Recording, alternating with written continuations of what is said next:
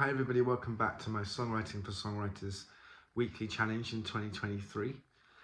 As you know, or if you don't know, each week I am setting a subject or a challenge or a focuser for you to kind of go away and write a song about. So it's about a week to write a song, and once you've written it, you can upload it to YouTube and stick it in the comments of this week's challenge or any other challenge. There's 5 so far, so you can just check out those challenges if you haven't already. Last week's challenge was songwriting inspired by places, and once again you girls and guys have come up with some amazing songs, and it's a real honor to share this songwriting process with you. This week's challenge was inspired by I was writing a song and I was writing it for someone, or thought I was, and then I realized I was just writing it about me.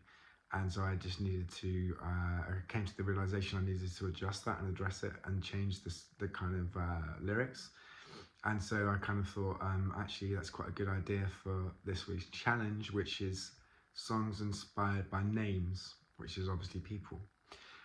So there's loads of great songs through the canon of songwriting inspired by names. We have Sweet Jane by Velvet Underground, Gloria by Van Morrison. We have Angie by the Rolling Stones, Maggie May by Rod Stewart, Sweet Caroline by Neil Diamond, which has obviously been taken by the England football team to be about something else. We have Maria by Blondie, which is a great song. There's loads, or like Eleanor Rigby by the Beatles, or Hey Jude by the Beatles. The Beatles are going to keep coming back up, you know. So you might write it from the point of view, I think, you know, Eleanor Rigby was inspired by Paul seeing Eleanor Rigby as a name on a grave, and he concocted a story about that. Obviously Angie was a partner of one of the Rolling Stones, I believe, or it was about one of them and they changed the name a little bit. So there's that kind of way of writing a song inspired by a name. One of the things that I think you need to be wary of is the rhyming of the name.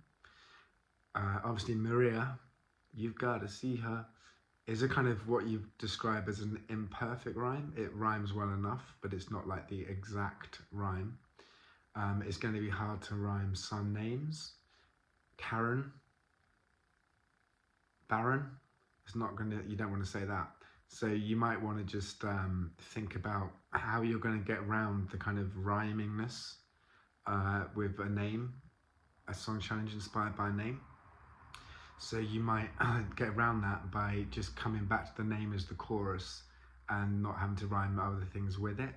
I believe that melody has its own structure which suggests the lyrics. That's generally how I write. So if I was to go like, do do do do do, even though I am, or, you know, I kind of find that the melody suggests the lyrics. So I guess you have to balance that with a name and work out whether the name's the chorus or how often you can say it, and whether you can kind of find enough words to rhyme with it, or just avoid that completely and just call the song the name that you're thinking of.